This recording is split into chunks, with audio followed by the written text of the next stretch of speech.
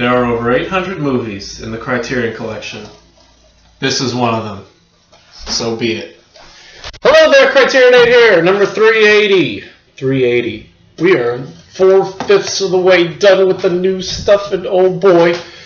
Anyway, I keep seeing those numbers. We're getting closer to 400, just slowly but surely. Anyway, number 380, Jules Dassin's The Naked City. 1948-96 black and white. Blah, blah, blah. Once again, Dassin has proved himself a fantastic director by making a movie that kind of just says stuff, that kind of set things up, you know, for shows like Law and Order and you know, Criminal Minds and all those, you know, cop and police dramas. To say nothing of the TV show, The Naked City, you know. I won't say much about it outside of it's just one of those movies that has a narrator, you know, narrating through it, and who actually was the producer, Mark Hellinger, narrating throughout the movie, and you know, giving like little slices of life throughout the introduction and all that.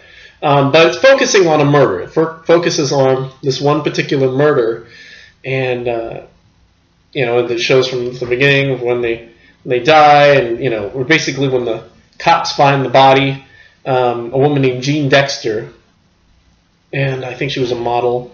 And so yeah, it just focuses on the police chief, who's this Irish man, whose name I can't remember, and just, you know, how they go from person to person to person, and they round up the suspects, and there's action and, you know, drama and all that. There's also, you know, a lot of life in the movie. One of the cops goes home to his wife and kid, and she wants him to spank his child because he ran out in the street, you know. And yeah, so it's just, there's a lot of, you know, humanism in it, but there's also a lot of, you know, just, it's a very they're trying to make a real life kind of crime drama, you know, whereas, you know, you don't just see the crime, you see everything surrounding the lives of the policemen, and it's not just, oh, you know, you go to work, they don't just eat, sleep, and breathe, you know, crime or whatever is on their plate, you know, for the day. So yeah, that's basically all I can say. I mean, it's not much else, because again, I don't want to spoil it. I don't want to spoil the ending, and I don't want to reveal how the movie works and all that. But again, you compare it to Dassin's other movies. You know, like, I think, like, he seemed to be very like influenced or like very inspired to do very gritty kind of stories. I mean, the movies other movies we've seen, like Thieves Highway and A Night in the City and Rafifi, which I just recently saw with my girlfriend, and yeah, it just seemed like that was his style. Now, obviously, he did other, you know, after The Blacklist, he did other types of movies like comedy. The movie he did, Never on Sunday, which he actually starred in, too. He was one of the main actors. So it wasn't just drama, but I feel like, you know, that's what he really sunk his teeth into. That's what really got him fired up, you know, at the beginning. So, anyway, but yeah, I think, let's see, if I'm ranking... And I'm trying to, now I gotta look up, let's see, I'll pad this review out by looking up Dassin's films and make sure, see if I haven't missed one, and just see, maybe I can rank his, because I know we've got, next 2 weeks from now, we'll get to Brute Force, which is the other Dassin film we have this season. Yeah, so that, and I can say, and yeah, that's, okay, so that's the only other one we have is Brute Force. And that'll be the only 5 Dassin films in the Criterion Collection currently. That needs to change, because I really like him. I think might be probably one of my favorite directors. He hasn't made of the 4 movies I've seen, none of them are bad. Each one is excellent. I think this might be my least favorite of the 4 I've seen so far. And maybe that's because of the fact that it paved the way for shows like Law and Order, which I feel like, just, I don't know, I'm not a fan of that show at all. So because of that, I don't know. And I feel like they kind of took it, to the point where I've seen little of it, but it seems like they focus more on the crime than, the lives of the city or anything like that, And I think in the end, that's what the movie's more about, is about New York, is about the city, not necessarily the crime or, the lives of the police officers, but the city in general, because we see shots of, people kids playing, shop owners, selling things. And, it's just, people commenting on the murder, reading the papers and all that. So it's not just the crime, and it's not just the, the people investigating the crime. It is just the city as a whole. When you look at it that way, it's a really interesting movie. It's an interesting movie regardless, but again, it's much more interesting than what came after. The crime dramas, that we know nowadays, So yeah, that's all I can say. I'll leave it at that. I would definitely recommend this one, especially if you're a fan of Dustin. And if you're a fan of crime dramas, this is where it all basically began. The Naked City, I'm gonna give this one an A. It's a good movie. I would like to see it again sometime soon.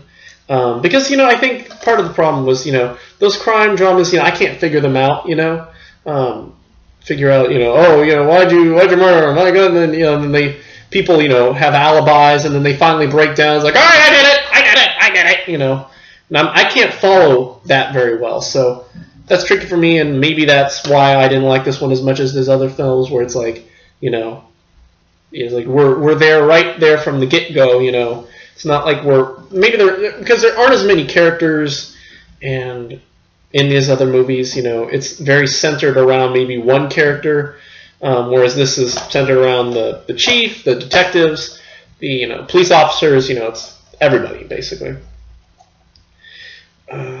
So yeah, but still, good movie. Dawson's awesome. A.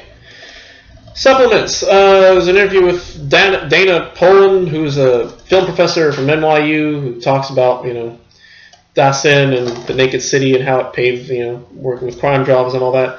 An interview with James Sander, which talks about New York. He talks about New York as a general, and how the city influenced the movie. There's 40 minutes from Jules Dassin, 2004 appearance at the Los Angeles County Museum of Art, and Criterion apologizes on the thing that the quality is really bad. It's really just, the audio is extremely distorted. The picture is shot from it looks like a shot from somebody's handheld camera. The quality is so it was really hard to make out what he was saying sometimes. But Dassin tells some great stories, and he's it's worth it. And they said we felt it was interesting and charming enough to include for its inclusion. And I think it's like, oh God, we're gonna lose people, because I bet you people complained. I bet you there are some assholes out there who complained about the quality of the thing. They're like, you shouldn't have put it on at all if it didn't sound like 5.1 Blu-ray audio. Like, shut the fuck up, seriously. Anyway. The other thing I want to mention is there's a stills gallery, but it says there's a trailer, but the trailer, I couldn't find the trailer on the main menu. I don't know if anybody else owns this, and if the trailer is like an Easter egg or something, let me know where it is. I'd like to maybe check it out. I'm sure I could look it up. Sure, I've got YouTube open. Let me see. Naked City trailer. I bet you it's on YouTube. Let's see. Yep, there it is. No, that is the opening sequence.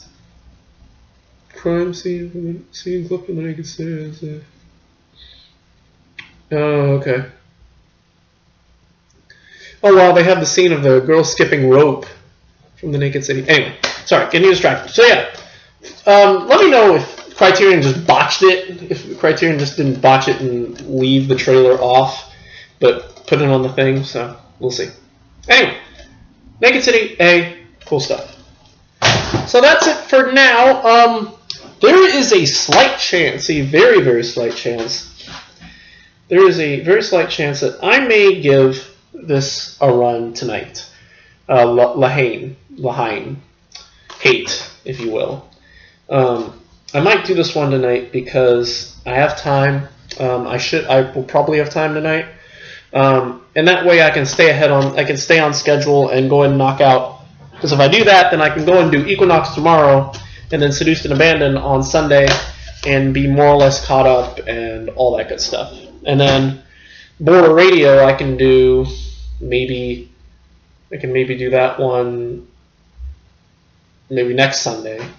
And yeah, so we'll get that rocking. Because next week is definitely the early Bergman set. Next week is, without a doubt, the early Bergman set, which I don't have here. So anyway, I'm not, again, so yeah, it's not sure right now. Depends on how I feel later tonight. We shall see. This one's out of print, right? Because I see Studio Canal sitting on the... No, it actually isn't. Wow. A Studio Canal movie that is not out of print. That's crazy. That is very, very crazy. That's strange. Anyway, that's from me. Thank you for watching. Don't kill people. And yeah, and we will hope we might see you later tonight for Lahane, but we'll definitely, if not, we'll definitely see you tomorrow for it. And until then, goodbye.